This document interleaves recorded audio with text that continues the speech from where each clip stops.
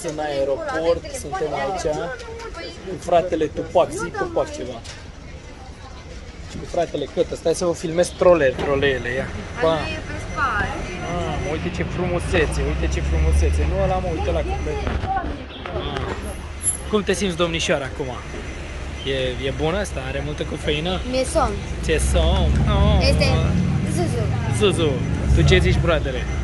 Uitați aici brațul drept al legii. Bine-i stângul, da? Și am ajuns aici la oamenii ăștia acasă, frumos, ia uite ce fericire, câtă bucurie. Ce faci, mă, nebun? Intri așa în mâna prădătorului. Păi tu știi că eu când eram mic... Bă, ia uite, mă, tu știi că eu când eram mic, când ziceau hapsânul la școală, că e hapsânul. E bunul. Aici omul meu, cu fular pe cap, a prins el locul cel bun. Uitați aici, zici că intrăm în Acropole, fii atent, în legendele romane. Știi omul tot, ia zi-ne ceva în greacă, bro, zi. Calimera, calistera, tzatziki. Câteva cuvinte, tzatziki, prosciutto crudo, shawarma cu de toate. Da. Shawarma cu de toate, am zis, ce să mai, am încheiat citatul. Da, și datorită lui tovarășul meu care știe toate cuvintele în limba greacă, care se intersectează pe o propoziție din două cuvinte, cu accent pe ș, am reușit să obțin cea mai bună cazare la cel mai șmecher hotel. Mergem acum pe cea mai frumoasă plată, la biserica din Cearceafuri. Așa. Avem aici, ce să știam, struguri? Ăstea? Da. Sunt... Coacăze. Da, coacăze. De palmier. Da, uite. Da, bravo. Vezi, România nu-i bogată, avem de astea și în România. Mă. Și aici o am pe... Deci când mă uite aici, m-am încălțat în papuci de ăștia de la șarchi, ca să merg cu ea pe tocuri, bă, uite cum vine ea la plajă. Nu ți-e rușine, mă? Împuțit-o. Domne, hai să avem amândoi frumos în excursie. Știi? Și m-a făcut pe mine mamuțoi ca să fie ea pe tocuri. Ia uitați-vă aici. Da. Pe aici e cam inundat. Dar aici este, uitați cât de frumos ajunge marea până la picioarele tale de la intrare. Da. Ce părere ai despre rechinii din Creta? Eu cred că e ăsta, N-are cum. Spune-ne în câteva cuvinte ce părere ai despre rechinii din Creta. Rechinii din Creta sunt drăguți, Așa. sociabili și fac foarte multe glume. Sunt aici, jos, aici, ăștia.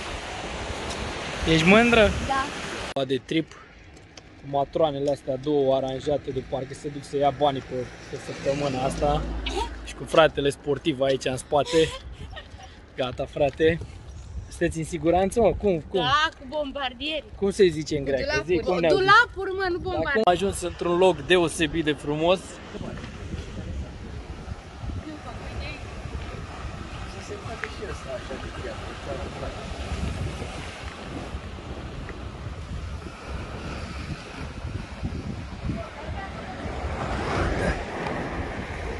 Ce ai vrut să faci? Explică. Vezi că mai ai și pe ăsta de aici, uite și ăsta.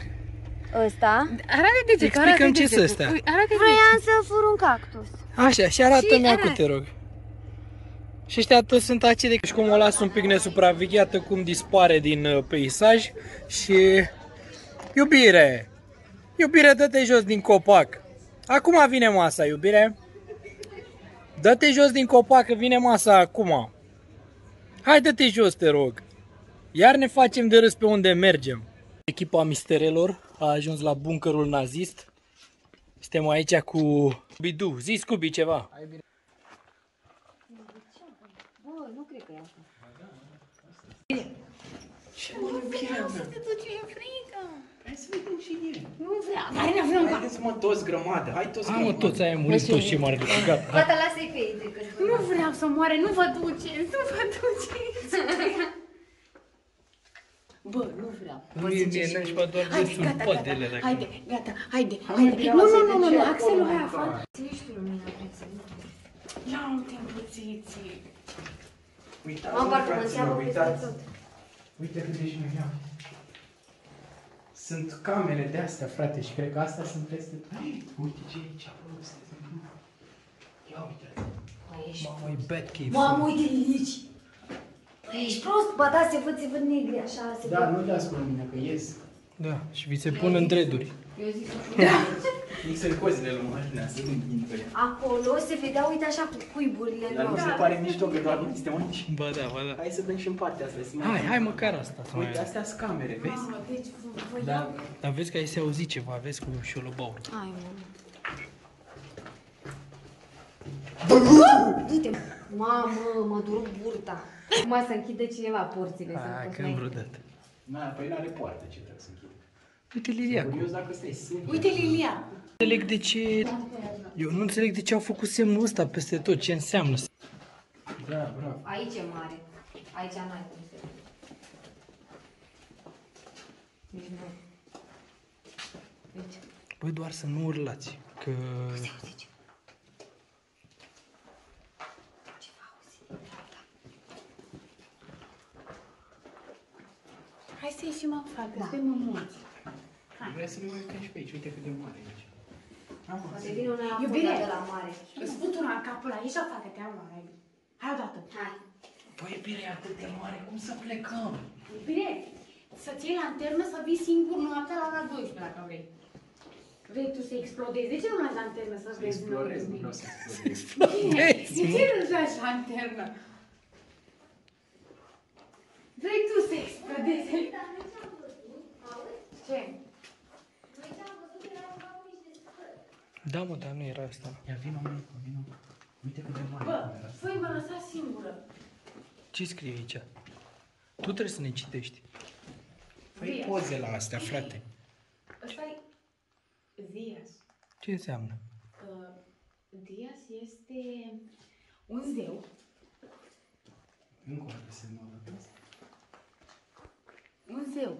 Da? Hai că vă citesc afară cine a fost Dias. Hai să vedem și în stânga. Iubire, bă, ia Vrei să le vedem pe toate, vezi că cu cât avansezi...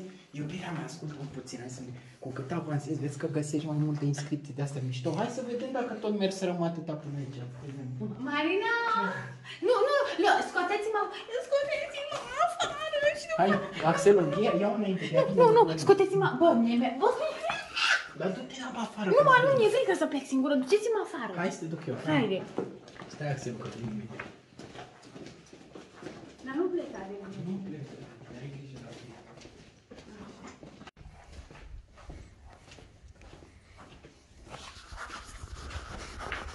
Vrei să fim atent unde mergem să nu plec.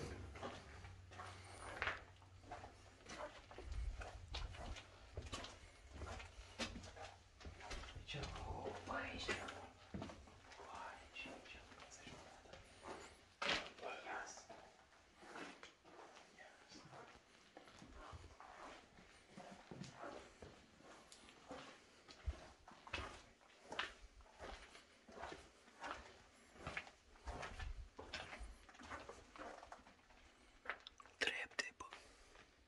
Uite acolo e o lumină roșie, boss. Da, bravo. Am ajuns la buncărul vieții. După ce l-am făcut, vrei să spui. Ce ziceți, mă? Să nu se pune Iubirea mea, ce scrie aici? Un nume.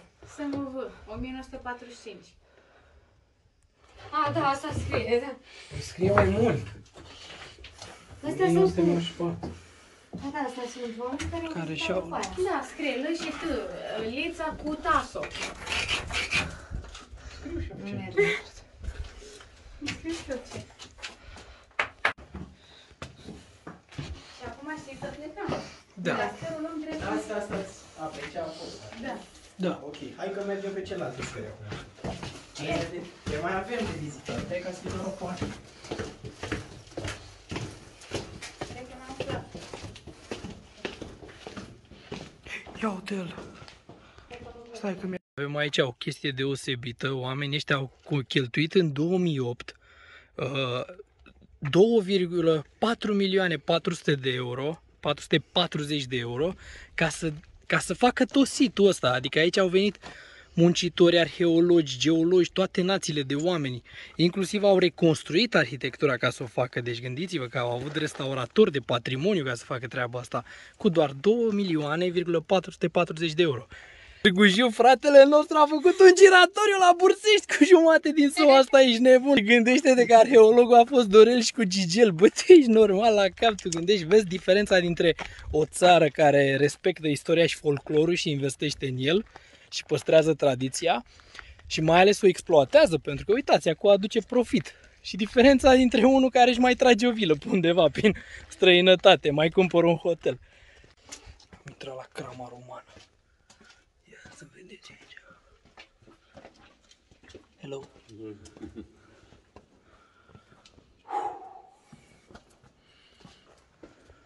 Mamă, cât e șmecher.